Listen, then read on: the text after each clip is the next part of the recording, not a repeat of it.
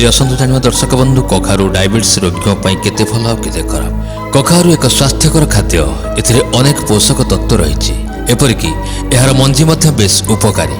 कखारु मंजी diabetes रोगियों बहुत भल कारण यह ब्लड सुगर स्तर को नियंत्रण करिथाए। तेबे डायबिटीज बा मधुमेह रोगियों कखारु खाइबा भल ना खराब आज आसतु ए विषय जानिबा। आपण माने ग्लाइकेमिक इंडेक्स जीआई और ग्लाइकेमिक लोड जीएल विषय शुणिथिबे। विशेषकर डायबिटीज रोगी माने ए विषय अवगत थाई पारंती।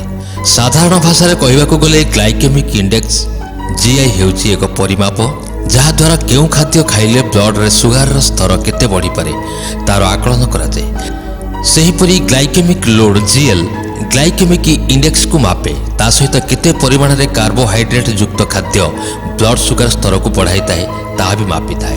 कखारु रे ग्लाइकेमिक इंडेक्स स्तर अधिक थाए तेणु डायबिटीज रोगियों कखारु आदौ भल नुहे बोली अनेकंकर धारणा, किंतु यह भूल कारण कखारु रे ग्लाइकेमिक लोड कम थाए तेणु डायबिटीज रोगी अल्प कखारु खाइले किसी क्षति नहीं। तेबे डायबिटीज रोगी माने गोटे मील रे मात्राधिक कखारु खाइले यह क्षतिकारक होई पारे। कखारु रे पॉलीसैकेराइड्स नामक कार्बोहाइड्रेट सहित प्यूरेरियन नामक एक तत्व रही। जेतेबेले ए दुईटी मिसी जाती सेतेबेले ब्लड सुगर स्तर को नियंत्रण रखती। एपरिक यह डायबिटीज सेवार भी रक्षा करिथाए।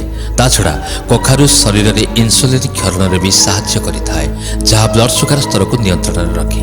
आजिकल कखारु रे विभिन्न प्रकार मीठा प्रस्तुत करा जाउछि ता सहित यार पानीय भी मिलुछि। तेबे डायबिटीज रोगी एगुड़ी को खाइबा उचित नुहे। सेमाने केवल संतुला अल्प मसला युक्त तरकारी अबा डालमा आदि अल्प कखारु पकाई खाइबा उचित। ताहेले यह सेमानक स्वास्थ्य पई उपकारी होई पारिबो।